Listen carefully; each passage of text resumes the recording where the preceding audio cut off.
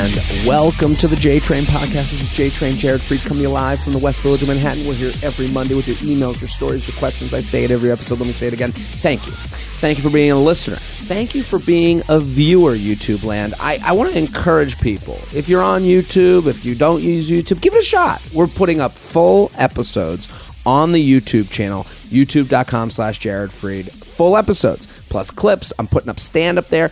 My beg of you is to go on YouTube because I'm going to be putting other things there. So this is a way, get you involved, check it out. Shelby's putting a lot of hard work into that YouTube page. So hit the like button, comment. You know, I guess this is my ask of the audience. You know, listen, we have sponsors.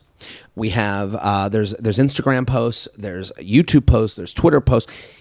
If you want, this is a free form of entertainment, but nothing's free. There's no such thing as a free lunch. You learn that in Econ 101. So all I ask, like, share, comment, these are all payments to me. They make me feel good. They feel like you're taking a little feather, a little tiny feather, like a little baby bird feather. And it feels like I'm directly over you. I'm a giant, okay? Think of me as a giant, okay? Don't think of me as a short king spring. No. I'm giant Jared, okay? And I'm naked, completely naked. You are a little miniature you. You are under my balls, just with that little baby feather, just feathering the nuts. That's what it feels like, right across the seam, right where God sewed me up, okay? I want you to feather my nuts, okay? I want that to be pulled out as a video. I want you to feather my nuts now. This is my motivation to you. And all you got to do, listen, the sponsors have promo codes that might help you. I don't know if they do. They might. That's great. We're putting up Instagram videos every single day, clips. We're putting up the YouTube. Touch it, feel it, comment, like, all that good stuff. So that's my motivational speech for today. I'm on the road. I was just in Madison, Wisconsin. Let me thank the people of Madison and Milwaukee and Minneapolis. People came out. People drove, made a road trip, made a weekend of it. It touches my heart. You are it's a live feathering. That's what I don't even do stand-up anymore. I just sit on stage with my feet over my head, and everyone just comes up and fucking tickles my nuts. And it's really nice. It's a beautiful thing. So I really appreciate it. So Madison, Wisconsin, what a blast. And that club, if you're in that town, if you're like visiting your college graduation, whatever it might be, go to Comedy on State. What a club. What a fun time. What a beautiful place. Everything about it was just so great. And I'm doing more shows. Memorial Day weekend, Tampa, Florida. I have been going to Tampa now for like 4 or 5 years. That club is fun. It's in the middle of like the Tampa suburbs. It's in a weird strip mall location. It feels like everyone is just outside huffing cigarettes before they walk in. It's a wild town. I'm excited to go to Tampa. It's going to be nuts. So Tampa, I'm going to be there. La Jolla, I've been in La Jolla, the most beautiful place on earth. No one there is allowed to complain, so I'm going to come there and complain for you. So La Jolla, Minneapolis, I'm doing a one-night event. That's right, an event. That's what you call it when you're not in a comedy club. It's a one-night event. It's part of the Minneapolis Comedy Festival. It's my first time doing comedy in Minneapolis. So assemble a group chat. That when it's my first time in a town, I bring all the jokes. Yeah, I fill up my prop bin and I put in all the funnies because I get access to all the jokes I haven't done live for you. So I got a lot of, I have a lot to choose from. It's going to be a fun show. So Minneapolis, Huntsville, Alabama, my second time in Huntsville. I've been. Yes, I have been. I'm going to be in Huntsville, Nashville, Tennessee, Dayton, DC, Albany. Now, those are all my stand-up dates. Let me continue on this preamble because we're going to get to our guests. So excited to have them here. I am going to be doing live You Up shows. The live You Up show started as the live JTrain show. It started as, and I think, Shelby, you were there for the first live JTrain show. We did it at Stand Up New York, and it was just like 20 people huddled around. We had a big garbage barrel with a fire lit in it. We didn't even have heat back then, just us warming our hands. So we now do the JTrain podcast has become the Live You Up podcast, and it is a wonderful time. It is like being at a live taping of Wendy Williams or Maury or any like fun daytime show because we're bringing people on stage. We're getting dating app makeovers. We translate text. We play red flag deal breaker. Everyone gets a paddle, puts it up in the air. We cheer, we woo, we laugh, we cry. So come to the U Up Live dates, and they're in big cities. I mean, Boston, San Francisco, LA, Austin, Chicago, New York City. So get those tickets now because, and I know, listen, if you're waiting till week of, we need to know if people are coming or not. That sounds like a weird thing. But we get more pumped. If we're sold out a month out, we go, okay, let's fucking go. So we get really pumped when we know that people are coming to the shows. So jaredfreid.com for all that information. jaredfreid.com, jaredfreid.com, jaredfreid.com. Now, very excited about today's guest. This is one of those rare guests that has been a guest on the live show before they have been on the regular show, which is a crazy circumstance. Hilarious comic, Maddie Weiner. Thank you for coming on. Hello, thank you for having me. How are you? What's going on? I'm good. Things are good. I settling into New York still. Yeah. So hold on. Let's give the listeners an update. Mm-hmm. You were how old when you were a guest on the JTrain podcast? I was thinking about that on the way over here. I'm like, 17 to 19. Let's not say 17. Let's say I was I was probably like 18, 19. You were out of high school, but I don't know if I was in college yet. I wasn't. You were in college. You were in Chicago. This is in North Carolina. But I remember you were coming back to North Carolina visiting your family. Okay, then I was probably like freshman year of college. Because, I mean, if you were 17, it wouldn't matter. I mean, it's not like you could come on a podcast at 17. But we're dancing around information that doesn't matter. But I remember I was like, but you were suggested to me at 18 or whatever age you were because I needed a guest. And then they were like, Maddie Weiner's so funny and she'd be perfect. Oh. And I'm like, and to me, I was like, it's so weird, to get a reputation for someone that's going to be reliably funny at that young age is such a great compliment. Thank you. And you were amazing. I remember it specifically. I even wrote down the Smee joke stuck with me. You had this pull. I don't know if you can go back to the archives and listen, because I'm sure the episode is out there somewhere. What's it called? August 2018. So wow. It's 2022. Dang. August 2018. That's crazy. That's wild. So, and you were so funny. You were so good. I was so impressed because I was like, oh my God. And because people that come to the shows, like it's a certain, it's people with opinion on dating stuff. You're 18. You're in college. Dated one person. But you were funny and amazing. And I'm embarrassed you haven't. But now you've moved to New York City. Thank you so much. Yeah, of course. So I'm here now, baby. And Maddie just opened for me in Newark. She murdered so hard. She killed.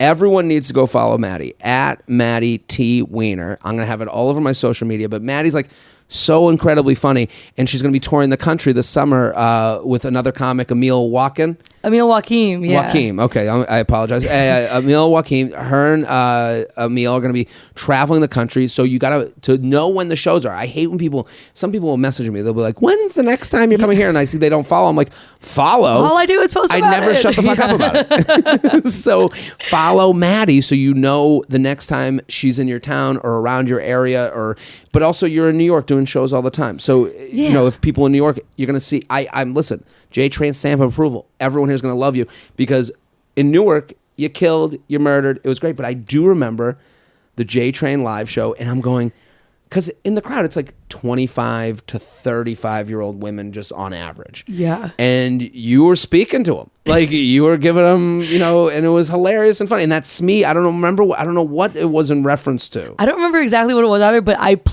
had recently played Smee in a production of Peter Pan, like my senior year of high school. You know what I think it was? You're not allowed to say recently played them in senior high school, but okay, yeah. It was like a summer thing, whatever. But like, you know what it was? Because the audience was like, everyone was like so attractive and like people. And I was like, dude, I'm sitting here, I'm being like cast type as like a pirate. Like, I was like, it's so funny that you're listening to me right now, but I'm glad it's connecting. It was amazing. So everyone go follow Maddie at Maddie T Weiner. So excited to have you here. You're in New York. You're settling in.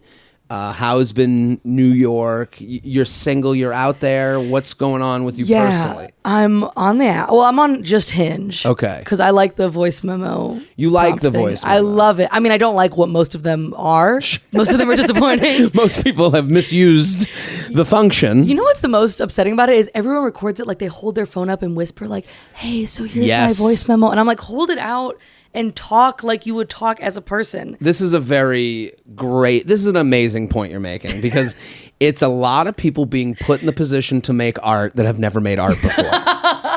And they're going, and I do hear it, because like a lot of the women, I'm like, are they trying to get me like going? Yeah. You know, because they're like, hey, baby, I really like watching Breaking Bad. And you're like, why are you speaking like this? Like, it's also, I think some people think they just have to do it. One of the ones was like my most controversial opinion, and I played the guy's thing, and he was like, well, also whispering, he's like, I don't really have like concrete opinions about stuff. So, and I was like, then leave it out, dude. You are not doing yourself any favor. I'm just kind of like a blank slate of a person. So I don't know if you want to fuck me. Maybe I should have chose a different one. I guess time has run out. It's too late now. There's a gun to my head. They're making me post this. You're so right. It's so funny you bring this up, because I hate these people on Instagram. Like, you see the 4 rules for what you shouldn't do in dating, and one of them was like, don't use the voice. So we hate the voice. And I'm like, I like it. I love it, because also sometimes you match with somebody and then you meet them in person. They're like, hi, hello, and I'm like, okay, I wish I could have picked up on the vibe a little bit. This does give you a vibe, but they're also messing up their own vibe, because, hey, baby, I just want to let you know, I love cheeseburgers. You're like, what? I'm standing right behind you. They feel like that. Yeah, you're gonna murder me. Yeah. So I guess the advice here is like, put the phone in a normal way, like, and also replay it to yourself. You can edit these things. Because that's what I don't understand. I've done the voice note, and I've used it more in a jokey way. Like I there's one that I love. It's a dude who made the picture look like a penis just by his voice. You know how it goes little, up like, and down, like the sound waves. Yeah, the sound waves. That's but so funny. The guy made it into a penis. I'm like, we're having fun here. This is great. Love that. Love that. Love a little fun. Love it. You know, in a like, it's. I mean, it could. I think it works better for a man doing it for women, because in the other way around, if a woman did it, every guy would be like, so you're thinking about penis? Oh my God. Okay. So what do we do next? You know, like, too horny. It's too it's too much too soon. But I think I like when people have fun with it. And so I was like, I would have like these joke ones, and it's like, you either get it or you don't. The idea, and I like what you're saying, because you're right. Give me the vibe first. Yeah. Let me know what I'm dealing with. Like you show up on the date, the guy's like, hey, I'm just wanted to let you know it was great to meet you. you're like, wait a minute, when did you turn into Kermit the Frog? Yeah. You know, but you just, you know, there's some people so afraid of being disappointed that I think they hate the voice note, because they're like, God fucking damn it, I already got the ick. Yeah, you might not like them. Yeah. And it's like, we're all just sitting here being like, I think there's a lot of people that go on the apps being like, just be okay. Just be okay. Just be okay. Yeah. Just don't be like actively upsetting. Yes. Yeah. And then the voice note is a opportunity to be actively upsetting. The voice note, there might as well be like a microphone ringing, like they walked up to like talk to the rest of the class. They're like, hi, my name is. It's like they just sound so nervous. It's like, yeah, put it on a table, stand back, and talk like you're talking to a friend or something. And everything is good and everything is bad. You know, it just in life, it's gravity. It can be good, it could be bad. So there's people using the voice note, killing it, just chef's kiss, running the show. And then there's people that it's like, maybe you should do some edits. Maybe you should show a friend. Yeah. Well, Maddie, we're pumped to have you here at Maddie Weiner. Everyone go follow immediately. She's touring all summer long. But like a comic, you're gonna, like, I always say this. I used to say this back in the day, because I've been doing this podcast 10 years. And, you know, and I think in the beginning I'd be like, hey, follow the people on the show. You get the rookie card. You get to go, I saw them when. I got to see the come up. Maddie, you're going to be holding the rookie card. So go follow Maddie at Maddie T. Weiner. Let's get into the emails. You ready? I'm ready. JTrainPodcast@gmail.com. JTrainPodcast@gmail.com. We're sponsor people. Ooh. Factor. The JTrain is brought to you by our new sponsor, Factor. When the weather is this nice, you want to spend less time in the kitchen, more time doing the stuff you love. Factor makes it easy for me to eat clean 24/7 with fresh, never frozen, prepared meals that are so delicious you wouldn't believe they're actually good for you. The reason they're delicious and nutritious, as our commercials from the 90s once told us, is the portion. They're giving you the appropriate portion.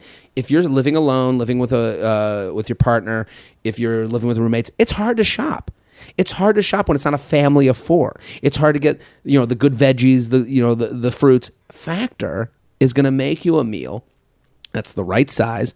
It's delicious, and it's going to have all those fruits and vegetables that you maybe don't get when you're doing, I cook chicken on a pan and I throw in some pasta. So in Factor, they offer vegan, veggie meals, low-calorie options, cold-pressed juices, smoothies, energy bites, plant-based bars, extra protein, and veggie sides, or choose from Factor's calorie-smart options with built-in portion control. The portion, that's me. Portion. I don't know. I'm like a dog. I'll keep going. Factor puts it in a nice little container, and you go, that's our meal. That's it. We're done. Head to go.factor75.com/JTrain120. That's a crazy URL I just gave you. So let me give it again. Head to go.factor75.com/JTrain120. Use code JTrain120 to get $120 off. That's a chunk of change, people. That's JTrain120 at go.factor75.com/JTrain120 for $120 off. You ready, Maddie? I'm ready. Let's do it. Friend group old hookup dilemma. I want my friend back. Let me read this again. Friend group / old hookup dilemma. I want my friends back. Oh, no. I'm dealing with an annoying situation related to my friend group and an old hookup. I live in a city that's popular for young professionals. Have a great... I always add words in here when I'm like, great group. No, she said just a group of friends. Have a friend group consisting of a web of hometown and college friends, coworkers, etc. We're all between 25 to 30 years old, and it's a mix of singles and couples at all relationship levels. 2 years ago, a guy friend from college moved to the area. This is someone I regularly hooked up with in college, in a very college way. And as far as I know, there was no desire to even consider dating seriously. When he reached out, we were 4 years post-college, and our hookups were a distant memory at that point. We kept a friendly relationship, so I had no hesitation inviting him to join my friend group. Okay. Fast forward 2 years. The friend group loves him. He's become the go-to guy for setting up group events, bus rentals, parties, etc. He's especially close with the guys in the group and has even been a groomsman in one of their weddings. I have never told anyone in the group about our past hookup, and we haven't spoken of it since college. Our interactions haven't been remotely flirtatious. To me, he is very much a friend, nothing more, nothing less. Until recently, he has been single, but finally met a girl that he's super into. She's younger, 23, very attractive. Everyone in the group was super excited for him, including me, until drama ensued. My guy friend planned a barbecue, inviting the entire group with the idea that he'd introduce us all to his new girlfriend. Ahead of the event, he texted me out of the blue to uninvite me. He told his girlfriend about our history, and she isn't comfortable hanging out with a past hookup. All of my friends went to the barbecue without me. Unfortunately, this was not the end of it. Any event he organizes, I am automatically left out of. Fine. However, when others in the group have set up gatherings, he has asked on her behalf if I will be attending, saying they will not attend if I'm going. This has resulted in the entire friend group finding out about the past hookup, with a few of my girlfriends being annoyed that I hadn't told them. To avoid drama, some of the group now leaves me off invites. They take him at his word that there is an issue. Is there any way to get my friend group back, or even some of it? This is like a sad tale. Wow, yeah. To reiterate, she has his friend group. A past hookup enters the friend group. Now he gets a girlfriend, and he's made it uncomfortable for her to be a part of the friend group to protect his girlfriend's feelings. Which is totally not, I mean, it sounds like she knows that, but he's totally in the wrong, I think. Absolutely. I mean, also, my first thought too is like, oh, she's younger, she's 23. I'm like, I'm 23. Yeah. I get that. If I were dating an older guy, I'm not saying it's right, but I think it's probably coming from a place of like, oh, this guy's more experienced than me, so I'm insecure about that. And so it's like, yeah, that's where that's coming from. But that's her job to get over it, and also his job to like not tolerate it and be like, look, we're just friends. We've been friends for 2 years. Nothing else has happened. Yeah, you can't tell someone how to feel. I totally agree with you. The 23-year-old, let's consider the source of the insecurity. It starts with the 23-year-old girlfriend is the source of the insecurity, but now that has spread to him. Yeah. He's insecure of upsetting his insecure girlfriend. So then he's making the group insecure about having this past hookup around. It's almost seeped into the insecurity has followed its way down the line to infect the group. And I agree with you. He has handled this horribly. He has chosen the path of least resistance, but it's actually created more resistance. Yeah. And now that he's done it, it's probably harder too to be like, dial it back, because he's admitted to her like, yeah, I get why that's weird, when it's like, it's not weird. They've clearly been hanging out for 2 years. Also, maybe something that would convince the 23-year-old girlfriend is that like they were hanging out for 2 years all together in this friend group, and none of the other friends picked up that they had ever hooked up. Yeah. So there's obviously not like a flirty vibe there still. No, and it sucks that her friends immediately were like, how could you not tell us, and are annoyed with her. Like it's like this is all backwards. And it's interesting that like she's writing in here being like, how do I save the friend group? Like it's like everyone has lost their minds in the way we're being told the story. Like listen, we're there's three sides to every story. There's her side, his side, the truth that's somewhere in between. But I tend to believe her, considering all these factors and the way it was written. What would you do? I would probably talk to him about it first. Yeah. And ask him to talk to his girlfriend, or maybe even be like, can the three of us sit down? Maybe that's too weird. I don't know how close I'm guessing from this she doesn't know the girlfriend well at all. If they no. They're yet to meet.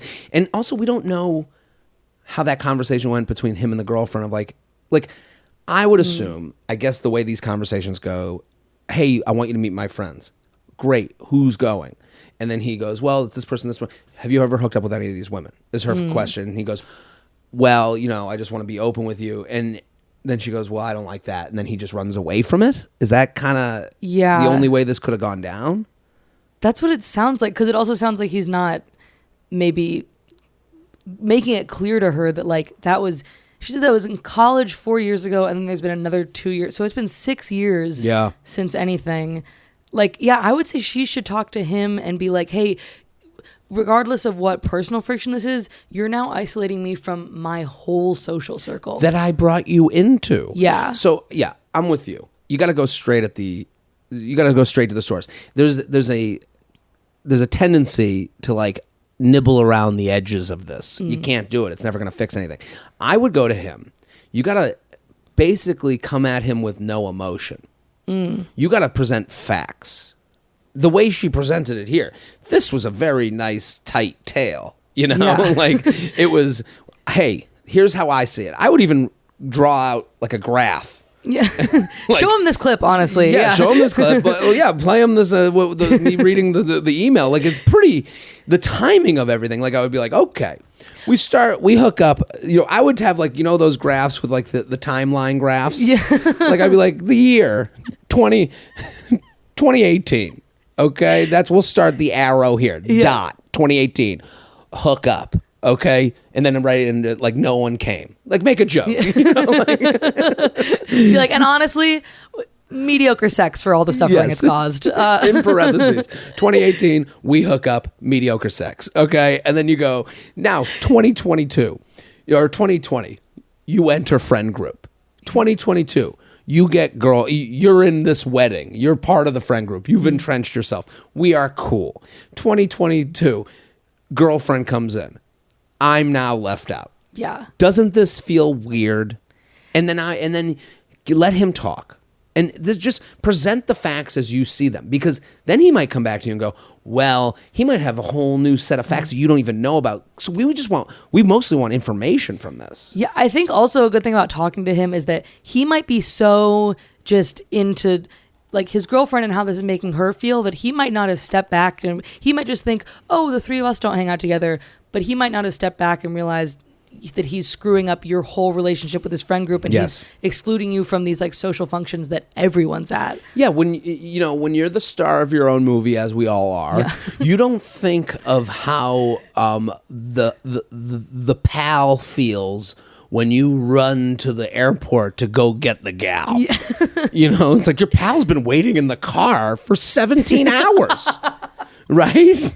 Like, this is that, the in this metaphor, you're just in the car getting fucked. And it's like, you need to let him know others have been affected. This is, there's a butterfly effect, and I think you're totally right. Like, I don't think people are evil. I don't think he's like, get her out of the friend group. No, I don't think he realizes, like, the effect the toll this is taking. Yeah, I think he probably just thinks, I don't hang out with her anymore. Yeah, but it's but then and hopefully also like the friends will come around too and be on her side. I think they come around the minute, and then his job at that point, if he's not a monster, is to go to his girlfriend and be like, hey, let's all get together. Like, and then he brings, and then you got to meet this person. You need to see this is a little extreme what we're going, because I am close with this person, and not in a way where I'm calling them every day.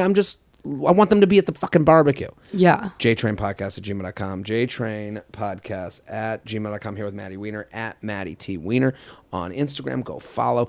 We're sponsor people. The JTrain Podcast is brought to you by Quip. Good health starts with good habits. Quip makes it easy by delivering all the oral care essentials you need to care for your mouth. I'm going to tell you right now, going to the dentist is the most anxious I am the whole year.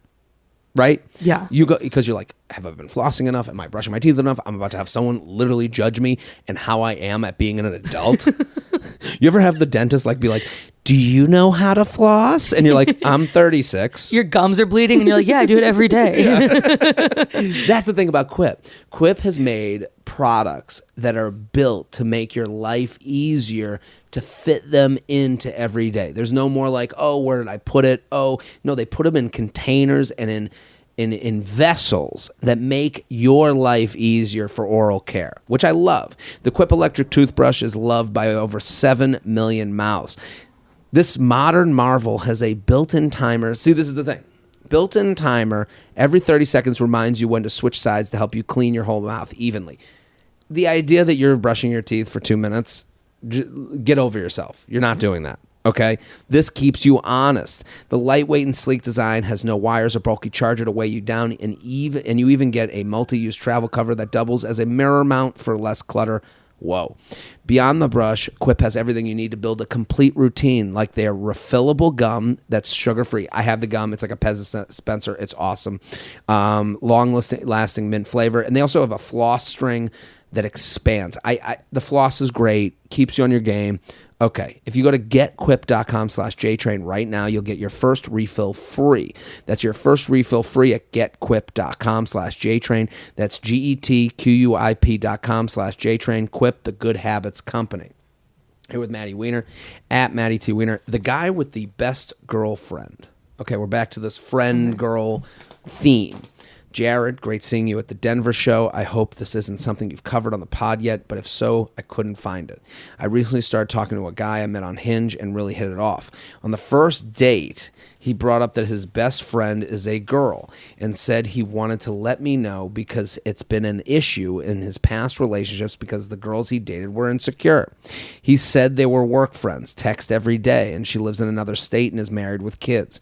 I asked if he ever had feelings for her, and he said it wasn't like that. They just have a lot in common with work, and he's never thought of her sexually. I didn't initially know how to feel about it, but I've definitely been hurt in my past guys who were secretly in love with their ex, a friend, etc. Maybe I have to date them a little longer to understand their nature of their friendship and see if it's something I can get past, but to me it seems weird even on his friend's end that she's married and texting a straight single guy every day. To me, understanding boundaries and protecting your romantic relationship is important, or am I just insecure? Thanks for your wise words as always. So to recap, she goes on a first date with a guy. He says, I have a friend who's female, and in the past, women I've dated have been insecure about that. Yeah. What do you think about this? I think that, like, as somebody who has a lot of guy friends, I think it's actually a good sign for this guy that the fact that he has a female best friend means that he's, like, doesn't have enough internalized misogyny clouding stuff that I think he really to me, it sounds like he actually really does just have a best friend who's a woman. She's married in another state. Like, I believe that. Yeah. And so to me, I'm like, oh, that's actually kind of a great endorsement of this guy, that he like sees her as a person and is friends with her with no ulterior motive. Like, I think you can look at that as like kind of a nice quality for a guy to have, that like he really just values her as a person. And the fact that he's like, I value this friendship and I'm not going to compromise that. Are you okay with that? Like, he's being upfront about it.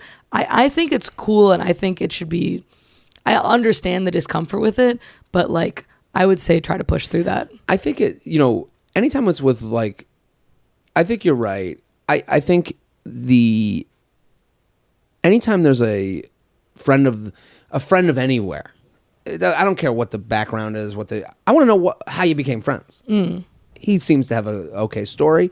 I don't like that he's like, they've been insecure. Okay. That is weird, yeah. That's a little weird. It's to put it all on them. People make mistakes. You can present a friend in a way that you're like, fuck. Because I brought this friend over. Now, I didn't do it the right way. Like, look at the last email. This guy did not do it the right way. The process is fucked because you only get one chance at a first impression. So if the first impression is, you don't want me, you're weird about me being around them, then you're going to, of course, think there's some sort of sexual background or like some sort of like they're in love with them. Here's what I'd say to this person. You're on the first date. I think we're ahead of ourselves, but I think he's ahead of himself. Like, the fact that he's bringing this up on the first date, I'm like, okay, mistakes have been made, but he's not admitting to the mistakes he's made. Yeah, that's why I don't like the insecure thing either, is he's saying like, if you don't like this, it's because you're insecure. Yeah. And it's like, or I could not like it because maybe there is something sketchy here that you're not admitting to. Yeah, that is a little bit of a red flag for me. Listen, if someone asked me about past relationships, I'd be like, here's what I've done wrong. Here's where I saw it go wrong. It would be a shit on me fest. Because, like I'd be sitting there and be like, I should have done this. I should have done that. I should have done this. And I've had that conversation on dates. I've been on dates. I've been like, yeah, if I could go back, there's like, here's 6 things I would have done differently. It's the idea that everyone he's dated is insecure about this one friend. Who's the central character in this movie? Yeah. You, dude. So like, the red flag is not admitting to mistakes that have been made in the past and not trying to fix them. Not even leaving that open to be a possibility. Totally. Being like, they're insecure, and if you don't like it, you're insecure. Yeah. Yeah, that's crazy. That's out of control. So it's not about the friend. It's not about the female friend. You're not insecure. Look, she's already questioning herself. Am I just insecure? Yeah, the disease is spreading. Right? It's crazy. So I think what this person needs to do is say, is he someone that doesn't admit fault anywhere? Also, I'd be like, okay, when's the next time you two are hanging out? We never hang out. We just text every day for the rest of our lives. Like, there is a very big problem right now with, and I'm guilty, I think we're all guilty, of texting with people that we never plan on hanging out with. Having this continuous dialogue with someone. Responding to Instagram stories. You're like, we have a friendship. And I'm like, I've never actually... I don't even know what this person smells like. Like, I've never seen them, really. And I smell all my friends. I haven't given them the good old Weiner sniff, dude. It was really weird when you walked into this apartment. Yeah, you're like sniffing everything. I was like, oh, okay, this is what she does. Yeah, there's a problem. There's going to be an article. But that's true. It's like we have all these... I'm trying to think of like, I'm just going to text them forever, never have a conversation, never a real sit down. And it's like, you have to, like, some of these people... and. Again, I'm saying I am guilty of this too. You have to ask him, is this a person a crutch to not ever have to have a real conversation with someone? Whoa. I mean, I'm asking myself this question with some people. Like if I look through my text, I'm like, when are we hanging out? If they I remember, like if one of these people was like, when are we hanging out? I'd be like, we're best friends. We talk every day. We don't need to hang out ever.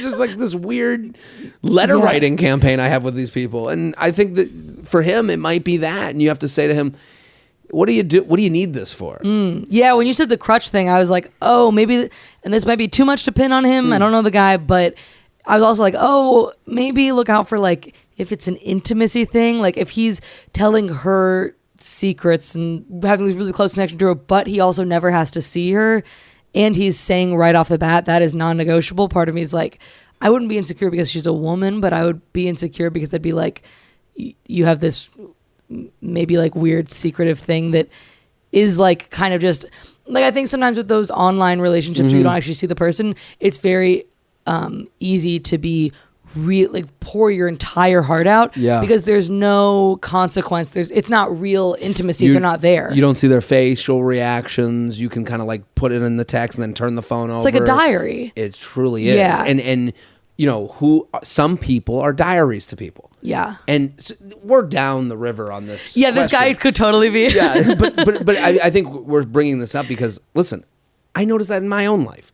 So the idea that he's bringing up someone, date one, saying everyone else has an issue, I don't get it.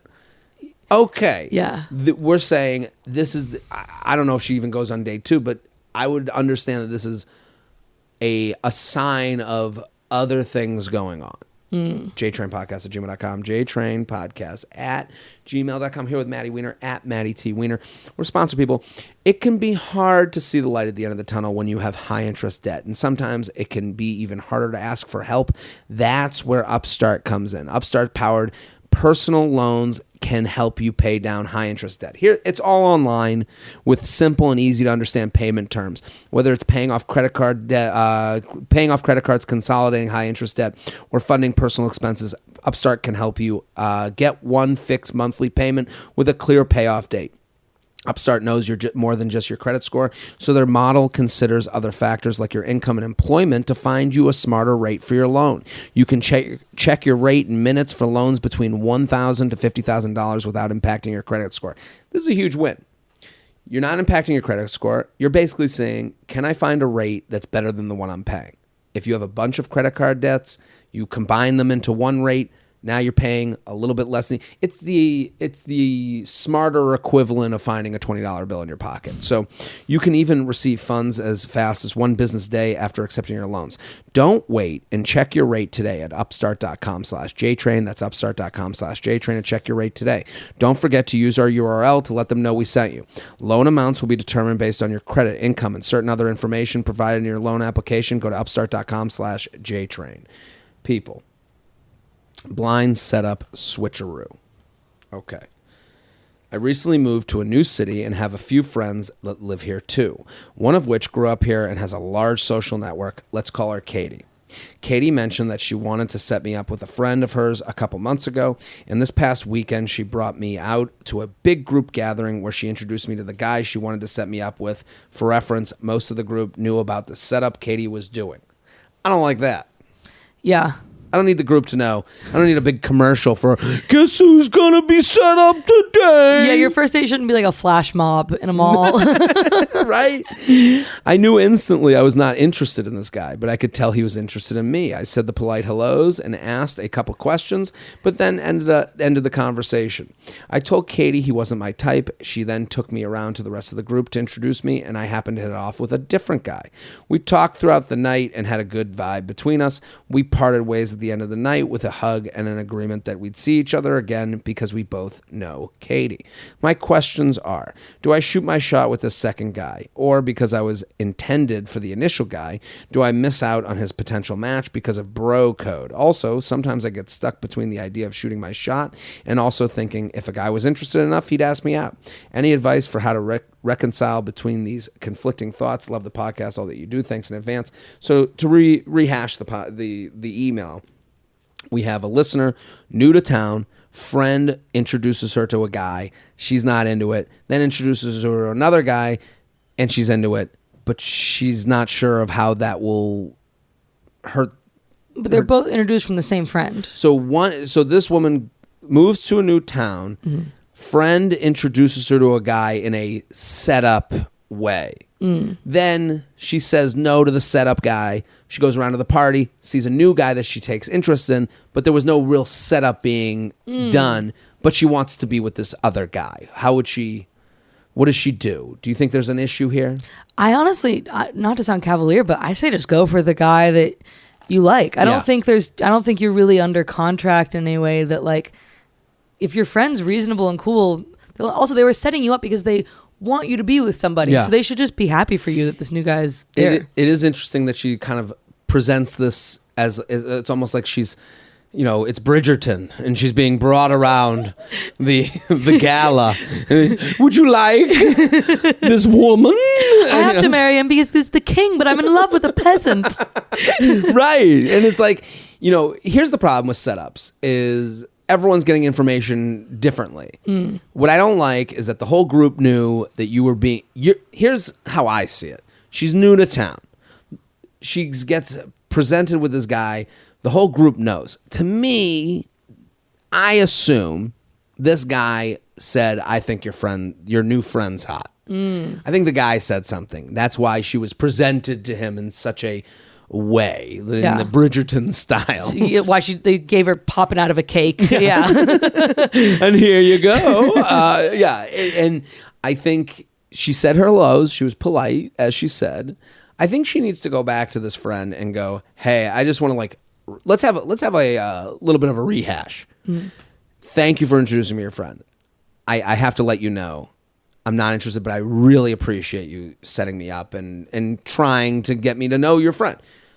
Appreciate it. Then pull it back. I just want to let you know I did feel I hit it off with your other friend. Now, your little busybody friend Katie can go to the other friend and kind of facilitate. True. Use the skills. Right? And it's like at that point, now you have this person, and if she's like backing off of that, that's okay. But that's like your first way into this person letting that guy know. She could let that guy know, hey, my friend showed an interest. She wants you to call her. Here's her number. She could even do that. That's great. And now you have your friend who wants to be the center of the party, who does this, let me present you to all the men and maybe one of them will take your titty. Now you get her to go to work for you, and she likes doing that. The other thing she writes about shooting your shot, I will say this. Are you a shot shooter, Maddie Weiner? I absolutely not. I'm like, let's be friends for 5 years, and then maybe I'll be like, I like you. So I admire that. I think that's the way to go. I think shooting your shot is a great thing. I'm trying to get better at it. I think shooting your shot is great. Here's what I've noticed from the straight male side of these things. A lot of women that will quote unquote shoot their shot. They kind of shoot it and run. They half shoot it. There are times that I'm like, oh my gosh, I totally put myself out there and really, and I was like, hi, do you want to get coffee? It was not a shot at all. That's what I'm saying. And it's and then they're under the guise of, I was bold today. And it's I know, I agree. You were kind of bold. And it's I get this a lot where the woman will message and it'll be like, hey, and you're like, what's up?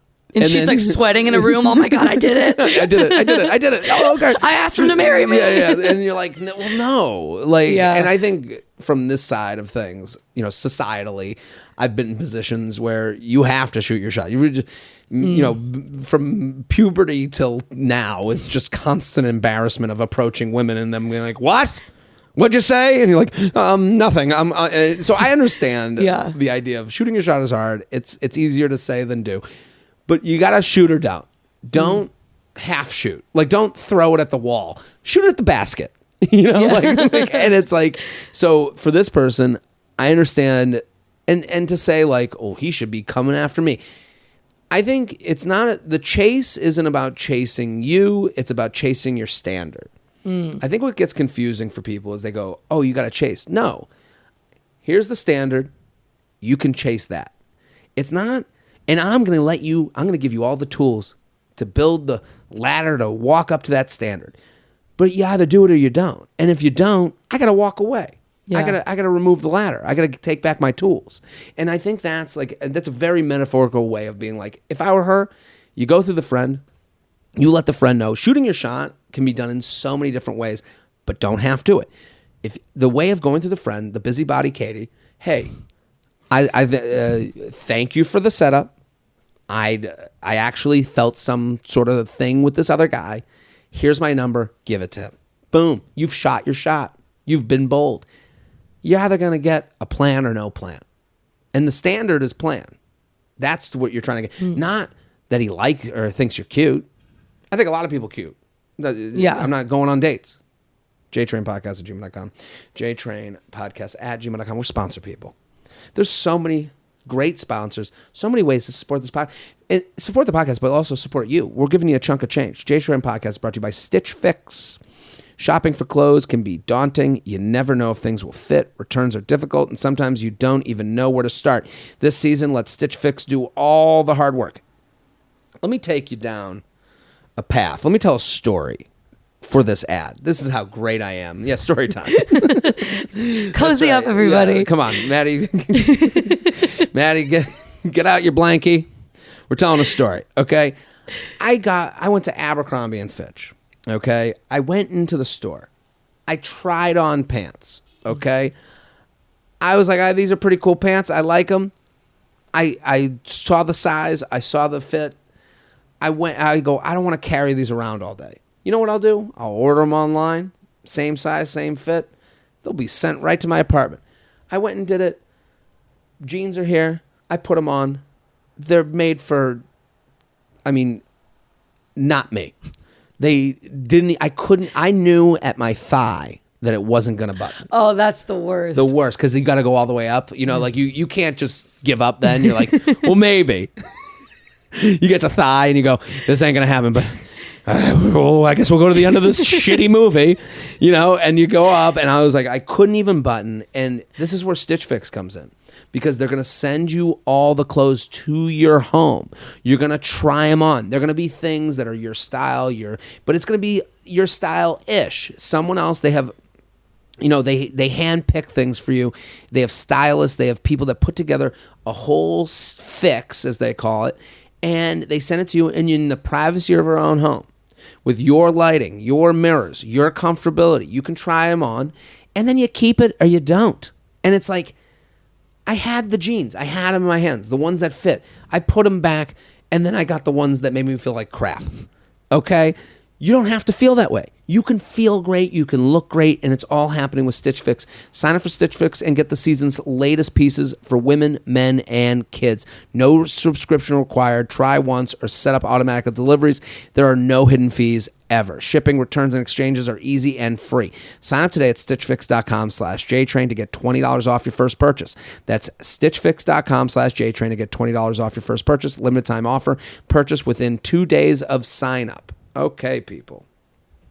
It was Maddie Weiner at Maddie T. Weiner. Maybe he's just not the match. You ready? I've been dating a guy for about 4 months. He's 35, I'm 29. And I almost broke up with him earlier this week. I went to the dinner, 98% sure it was over. But I'm also scared that I'm just running from a good thing. He's kind and generous and genuinely wants to make me happy. But spending time with him seems like I'm checking something off my to-do list.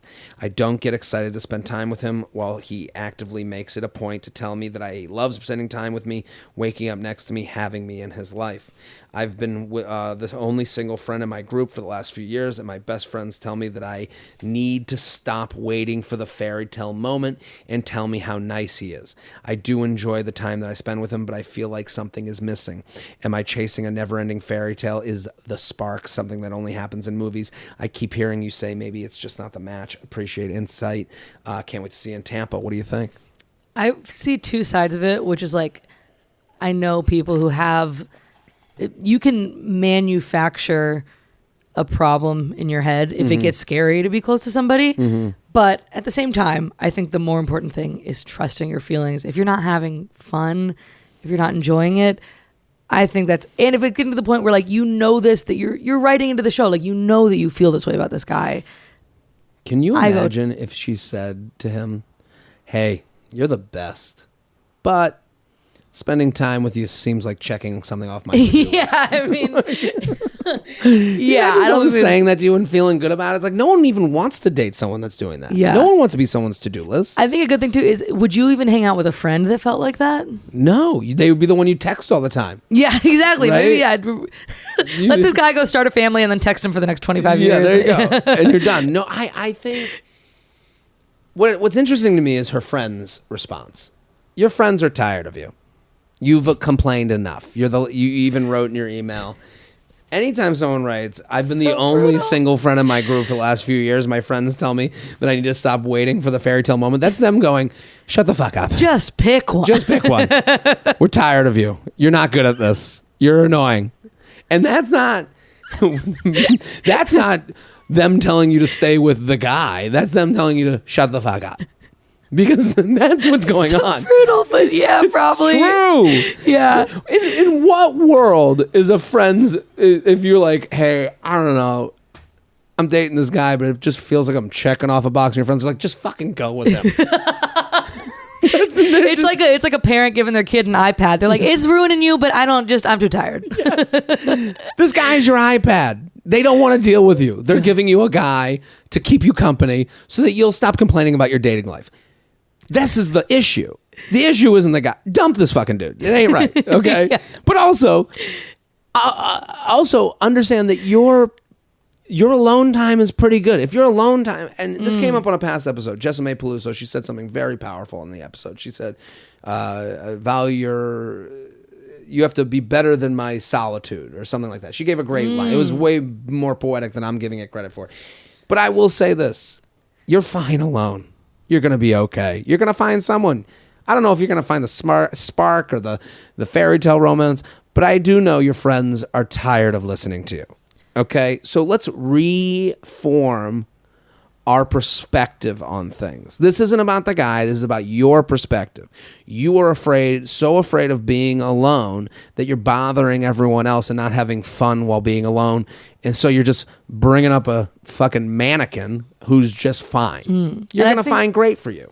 I think also what you said about being alone is like, it's really true that if you are feeling like, oh, I'm having trouble finding these guys that I really have a connection with, if you learn how to be alone and really know yourself, you'll naturally start being drawn towards people who are, you can't be really intimate with another person if you're not like kind of intimately acquainted with yourself. So being alone might be really good to learn how to do. Yeah, she needs to be okay with being single. The more okay you are with being single, the more you're like, okay, well, who fits into this fucking party?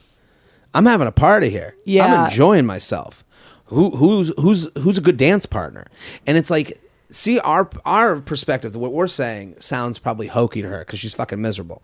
You know, like we sound like, you know, Gary Vee. We're like, come on, get the fuck out there. You got to have a fucking party. You got to be the fucking best, and they should be lucky to be with you. This all sounds, but that's because we like being alone. You know, like. So I think it's, for this person, it is so in between the lines. Everything she's saying, when she says, I'm the only friend in the, anyone who says the phrase, I'm the only single one in the friend group, I already know everything about you. I know you're miserable. I know you're annoying to hang out with. I know you're boring. I know that you're unhappy. Okay? This is about you, not the guy you're saying. And I don't mean to be, I don't think I'm being mean. Maddie's laughing. No, I would be thrilled to hear that about myself.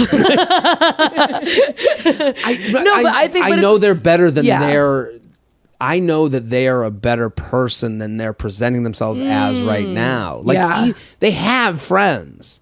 The friends are so fed up with them that their friends are going, just stay with him. We can't deal with your dating stories anymore. We can't deal with how unhappy you are. So it's like, you know, that might be a cause to see a professional, to go seek out therapy, to kind of like, you know, have a moment with yourself. But I don't think this guy is the guy. Yeah. JTrain podcast at gmail.com. JTrain podcast at gmail.com. Here with Maddie Weiner at Maddie T. Weiner on Instagram. You got to go follow Maddie. She's so fantastically funny. She's going to be touring. You got to go. Maddie T. Weiner on Instagram. Okay, I like this one. Witnessing a coworker maybe cheating at a work-related event. Oh, okay. Feather, feather, love you, and all that other jazz. Here's my dilemma. What would you do if you were close to someone at work and consider them a mentor and friend, and you witnessed them getting handsy at your celebration party with a direct report who is not their husband? A bit of background. My work threw me a surprise party for my promotion, and good times were had by all, except me towards the end. My work threw me a surprise party for my promotion, and good times were had by all, except me towards the end. After plenty of drinks and tequila shots, I was sitting next to a senior individual in one of her reports who was fairly new to the team. I could see them rubbing each other's legs under the table in the I wanna fuck you manner, as opposed to any other. Yeah, I don't know what the leg rub would... I don't do leg rubs with my mom. Hey, I really value you as a coworker. One of those leg rubs. Yeah. You're doing a great job around here, kid. Leg rub. Yeah, the one we're all comfy with. Our bosses weren't there at this time, so I don't worry about her professional position. I am more concerned about what role to take. I care about her and don't want this to blow up. It looks bad if she's canoodling with one of her reports, or it blows up and affects the team dynamic. I am not as concerned with the infidelity part. Who knows what their marriage looks like? But I do know nepotism in corporate America usually doesn't shake out well for women. Do I tell her that if I noticed someone more important could as well? Do I say something? Thanks for the advice. Maddie Weiner, what do we think? It's always nice to ask two people who haven't worked in corporate America. What I like to do when I'm in an office is leave immediately. I say, quit your job, join the circus. Go on the road. Go to an open mic, baby. Start comedy. Yeah, learn to juggle. Yeah, that environment specifically, I'm like, I don't know. But I liked that at the end, she wasn't saying, should I try to stop it? She was like, just should I warn her that like, hey, you're being pretty obvious. Yeah. Here, let me rehash the email for a second, because she writes, I work for someone who's my mentor and friend. They have a surprise party for my promotion. We all get a little drunk, and now my mentor is flirting with someone that reports to them. I noticed this could be trouble. It ain't trouble now. So my thing with them, what I notice in this email most of all, surprise party thrown for me at work. That means this is a pretty social work atmosphere. The idea that like you get a promotion and the whole surprise, like I'm like, who the fuck are you people? Like that means you know everyone. Yeah, you're not working at like IBM. Like this is This seems like a pretty fun office. This seems like you guys. She even references the team dynamic. You need to say something to them. You need to say, and it's not. And here's the thing. They're messing with your work because now you can't unsee the things you've seen. And you go to them and you go, hey, just giving you a little bit of a FYI. I saw you touching that dude's leg the other night. What's up? Yeah. And more, I just want to be on the same page with you so I know how to talk to people about this too. And I don't care about what's going on in your life, but now I'm involved because I don't want people talking about you to me, and you're my mentor and you're someone I care about. I want to make sure I know what's going on here. Yeah. And I feel like how you phrase that depends on how much are they your friend and how much are they your mentor. Because if there's a real strict hierarchy to it, maybe you come at it a little more like, hey, none of my business. Just wanted to let you know because I care about you and the team that like that was noticeable and just don't want it to affect work, but your personal life's your personal life. But if they're your friend, you could also be like, hey, like what's going on? Yeah. You could be a little more blunt about it. Totally. And it is really because they've made it your problem. They're being so loose and fast and loose with this. At a work thing. Thing that you now, if you get asked about it, you're being asked to lie for a friend. You don't even know in what context or how. And listen, I like what they wrote. In corporate America, nepotism usually doesn't shake out well for women. Yeah. I'm sure that's the case. I think that's like we're way down in the future with that. But your mentor knows that too, I'm sure. And you're just like, hey, I'm on the lookout. I'm now in on this in one way or another. You kind of made me in on this. And just know that I am here and involved now. Yeah. Because, again, in a work environment, let's say the bosses come down. Did you see anything? We have a report from from one of the people that woman touched his leg. You know, we don't know. Yeah. So I think, again, and I love what you said. I don't know where it is on the spectrum of professionalism to friendism. Because you want to protect yourself, too, and not... Totally. Yeah. JTrainPodcast@gmail.com. JTrainPodcast@gmail.com. We got time for one more, Shelby? I love this one because I think we can relate to it as comedians. Oh, I'm excited. Okay. Late 30s bride. Is it really that weird? Jared, big fan from Tulsa.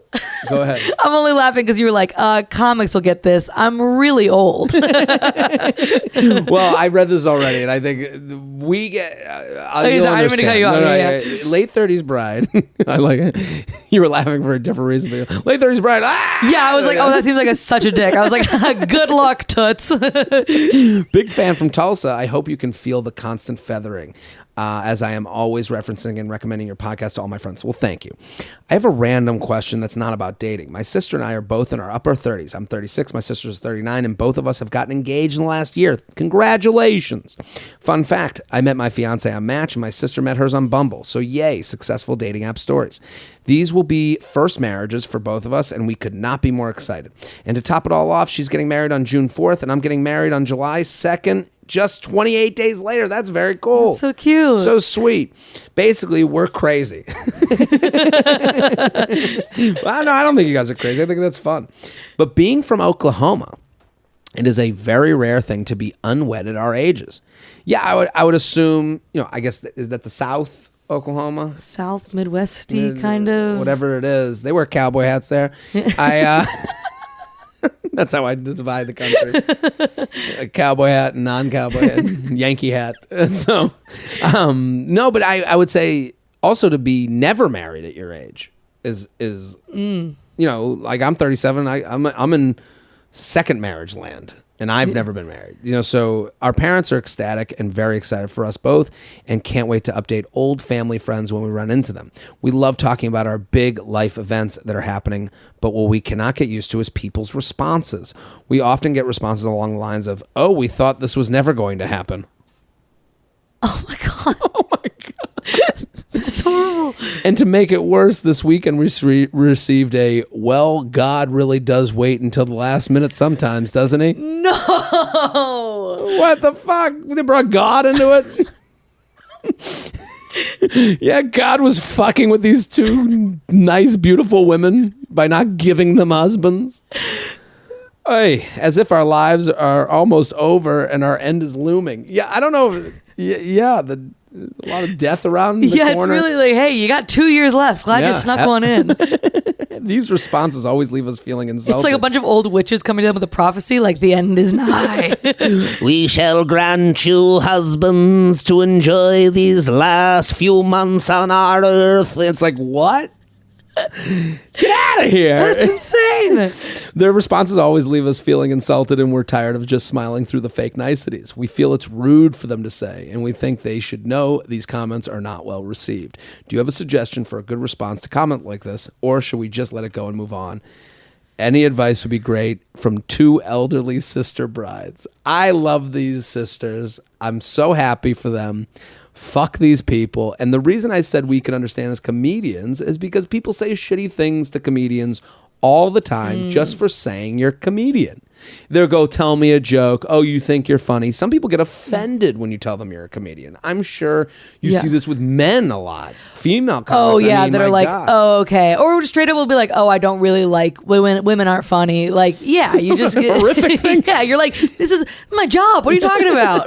You think that is the thing. People will say things to you as if you are walking into a job you make no money at ever or never could succeed at. It's like if you told them you played the accordion or something, they're like, "Aw." Oh my God.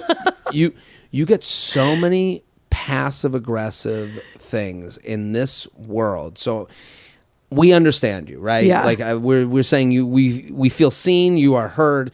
What would you say to these people? I actually have an example that happened yesterday. Oh my God, really? Reference. Yeah. Do you have any lines they could say or what you would do in this scenario?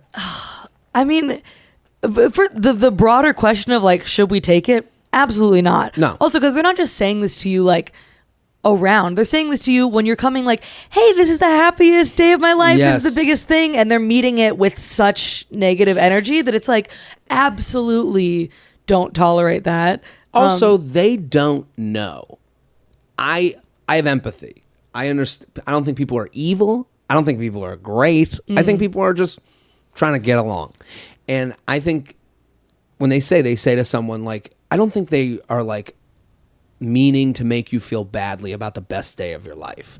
Yeah. You know, like I think they just don't have a filter. They have no filter, and they think they're saying what will get them to the next conversation. I'll give you an example.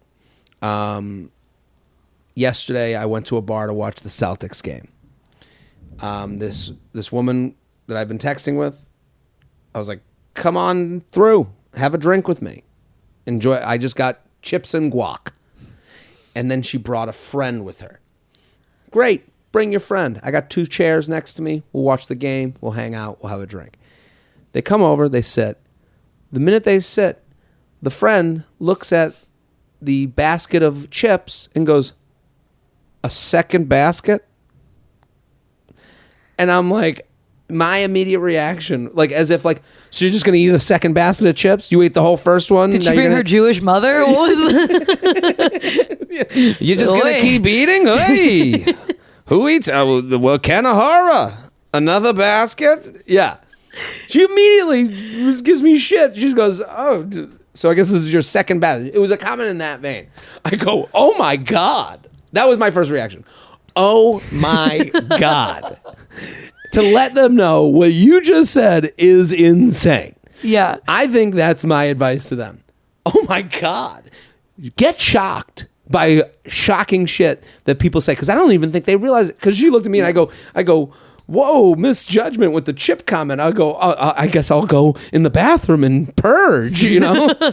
I think that's just what you said about most people aren't bad people. I think if they see it on your face, they'll go, oh, I shouldn't have said that. When I said, oh my God, she goes, what? And I go, yeah, can I eat? Is that okay? And I go, is that okay with you that I have more chips?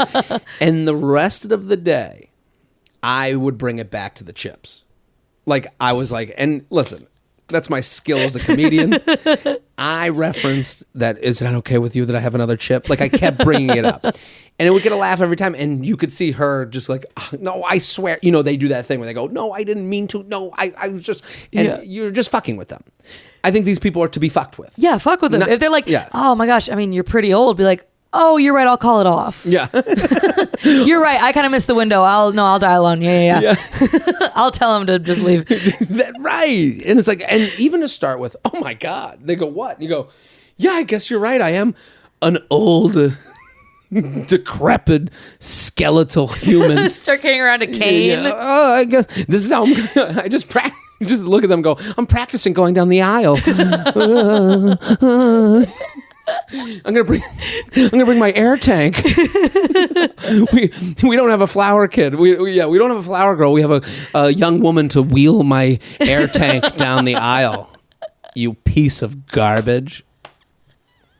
Maddie Weiner, thank you for coming on. Thank you for having me. So fantastic. Always so good to see Maddie. Maddie's so funny. You need to go follow at Maddie T. Weiner on Instagram. Go follow. She's touring all summer. I'm Jared Freid.